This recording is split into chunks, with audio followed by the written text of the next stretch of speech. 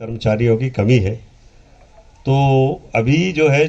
612 जो संविदा पद थे हमारे, उनकी भी अनुमति मिल गई है और शीघ्र ही उन पर जो है भर्ती की कार्रवाई प्रारंभ की जाएगी। दूसरा, एक और आपके जो सेवक हैं, है ना, पशु औषधालय में रहते हैं, पशु चिकित्सालय में रहते हैं, पीटीएस, उनका जो है मेरे को बड़ा दर्द होता था जब मैं उनको देखता था कि ये 25-25 साल से है और 3-3, 4-4 हज़ार की सैलरी ले रहे हैं, वेजेस ले रहे हैं। तो इनका कुछ करना चाहिए। तो उसमें ये है कि सभी के प्रयास से सभी ने उसमें प्रयास किया, शासन स्तर से लेके वर्मा जी ने, हम लोगों ने सबने मिलके प्रयास किया। तो पहली बार, मतलब आज़ादी के पहली बार जो है उनके भर्ती नियम बन गए हैं और ये बहुत सुखद है और हम लोगों को भी बड़ी शक्ति देगा हमारे काम में कि हमारे जो पीटीएस है वो ऊपर चले जाएंगे, एफटीएस बन जाएंगे और उनकी एक लाइन खुल जाएगी और जो नीचे के पद हैं हम उस और बढ़ेंगे। तो हमारे संस्थाओं में हमारे चतुर्थ श्रेणी कर्मचारी काफ़ी संख्या में उपलब्ध हो जाएंगे। बैकलॉग के पदों के लिए भी हमारी कार्रवाई चल रही है, उसमें भी करीब 194 पद के लिए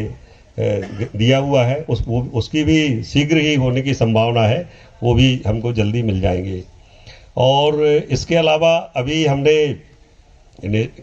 ये है कि हमारे जो पद हैं एवीएफओ के खाली, उसमें 905 पदों के लिए हम लोगों ने उसको फाइल आगे बढ़ाई है और उसमें हम लोग निरंतर लगे हुए हैं और जैसे कि सरकार की मंशा है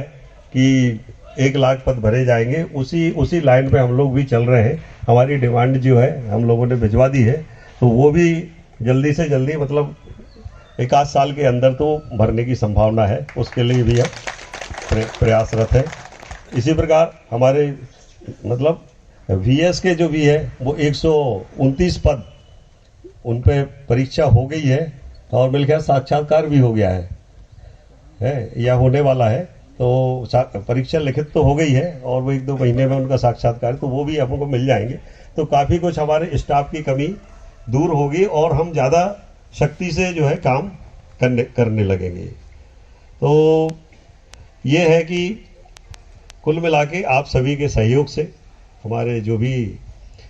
विभागीय कार्य है वो चल रहे हैं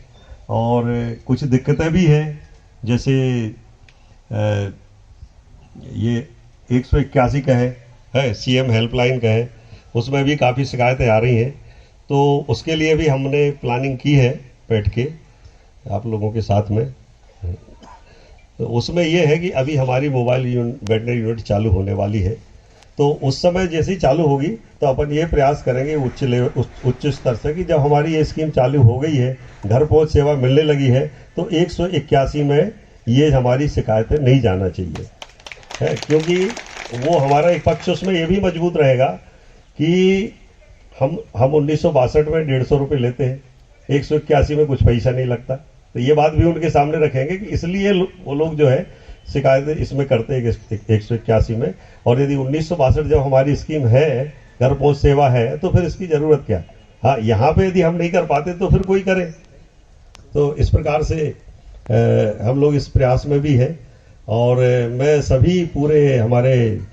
जो भी जिलों से हमारे पदाधिकारी आए हैं, जो भी हमारे एवीएफओ भाई आए हुए हैं, उनको इस मंच से और समस्त स्टाफ को, हमारे बीएस, एवीएफओ, पशु परिचारक, पीटीएस, सभी को इसलिए के लिए भी बहुत बहुत बधाई देना चाहूँगा, दिल से बधाई देना चाहूँगा कि लंपी स्किन डिसीज का जिस प्रकार से आप लोगों ने काम किया है और जिसको कंट्रोल किया है, जिस हिसाब से कंट्रोल किया है, वो अभूतपूर्व है और उसकी माननीय मुख्यमंत्री जी भी तारीफ कर चुके हैं। क्योंकि हमारे पड़ोसी राज्य में आज ये देखें कि 75,000 से ज़्यादा सरकारी आंकड़ा है ना, प्राइवेट तो है ना और कुछ हो सकता है, लेकिन ये सरकारी आंकड़ा है कि 75,000 जो है पशुधन की, गौवंश की हानि हो चुकी है, मृत्यु हो चुकी है। और हमने करीब 3.25 महीने में सिर्फ हमने यहाँ पे 480 के करीब जो है सिर्फ मृत्यु हुई है, जो कि बहुत ही नॉमिनल है। और जो मापदंड है उसके, जो लंपी डिसीज के 1 से 5% तक की मृत्यु होना चाहिए, तो उसमें हम 1.5